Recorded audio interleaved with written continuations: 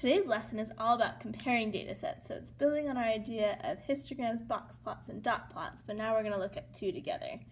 We included in our notebook last time, but it should be page 8 in those pink notes. So let's first talk about something that's slightly different than we've discussed before, but shape, okay?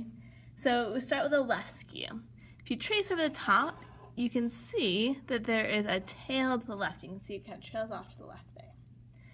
So the tail is on the left of the peak. By the peak, it means like the center of it. Whereas symmetric is that it's about equal on both sides. So notice it says half on each side of the peak. It won't always be exactly identical on both sides, but it will be pretty even. Versus this very right one, which it says right skewed, means that the tail is to the right.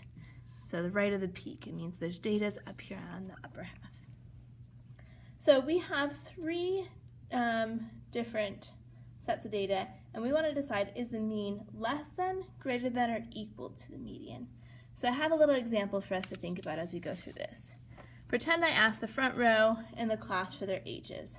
So we've got a student that's 14, 15, 14, 14, 15, 14, 14, 15, and then I added my age of 26. So let's think about this histogram. Our frequency of age for 14-year-olds would be 1, 2, 3, 4, 5. So we draw a bar up to 5. With 15-year-olds, we have 1, 2, 3 of them, so we'd have this bar up to 3. Then you have Miss Jack over here with just 1 bar. First of all, looking back to that top page of our notes, what way is this skewed? Well, this is a right skew since it trails off to the right. What I'd like you to think about is, what is the mean with Miss Jack's age in there? So let's go ahead and calculate that. If we add 14 plus 15 plus 14 plus 14 plus 15 plus 14 plus 14 plus 15 and 26, and we have a total of 9 data points, we'd have a mean of 15.67. You may even want to think, is there actually anyone in the class who's actually 15.67 years old? Likely not. So let's do this again, but let's find the mean without the 26. So if I delete my age and just have this front row of students, we'd have a total of 115 divided by, now we have 8 pieces of data, we'd have a mean of 14.375. And that probably describes the class a lot better than this 15.67. So you'll notice as you look at this right skewed that the mean is brought up with that extra data up here on the upper numbers. So as a result of that, if we go back to the top of our notes, you can think of the right skew will have a mean that's going to be greater than the median. The median will always be kind of near here in the peak, and so having these high numbers that we add in will bring the average up. When it is symmetric, they'll be about equal. So the mean and the median will be about the same. And then finally over here on the left, for the left skewed, the mean, if we add in these low numbers, it's going to bring the mean down, so it will be less than the median.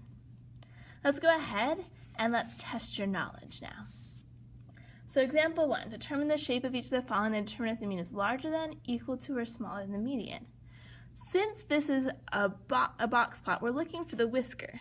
The whisker is really long over here on the right, so it is right skewed. You can think about it as adding these extra large data points will make it so the mean, our average, is greater than the median. And you can tell the median is still here about in the middle, on the left side, but these larger ones will make it bigger. Okay, look at the shape of this one. If it's helpful, you can trace it. You'll notice it's tailing off to the left. So it is left skewed. When we have these low numbers we're adding on to our average, this will make it so the mean is less than the median. We know our middle will be in about this range, but when we add these low ones on, our mean, our average will definitely come down. Okay, let's think about it a little bit about the mean and the median. So the mean and the median, as we discussed last class, are our two measures of center. So you can ask yourself, as you're going through this, are there any data points much larger or smaller than the other data points? You can think about it. are there any outliers? I know is a word you guys have used before. Or is it skewed? If you answer yes to that question, we are going to use the median. The median is not influenced by our larger values or smaller values, whereas the mean is. So if we can answer no to this question, our data is pretty similar, it's symmetric, but there's no outliers, we are going to use the mean. So let's look at this next example. It says, determine the shape of each of the following and state which measure of center is best to use. So let's look at the shape. It's about equal, about half the data on each side, and there's no trails off to the right or to the left. So this first one is symmetric. If it is symmetric, that means we don't have any outliers, it's not skewed, there's not anything that's a lot larger or smaller than it. We are going to use the mean as our measure of center. Okay, looking at this box plot, you want to look at that whisker. This whisker over here on the left seems a lot larger than one on the right, so we call it left skewed. Now think about your measure of center. Do you want to use mean or the median? Well, since it is skewed, we know our mean has been influenced. It's going to be, in this case, smaller than the median, so the median will be a better measure of center since it is not influenced by those larger or smaller values of the data.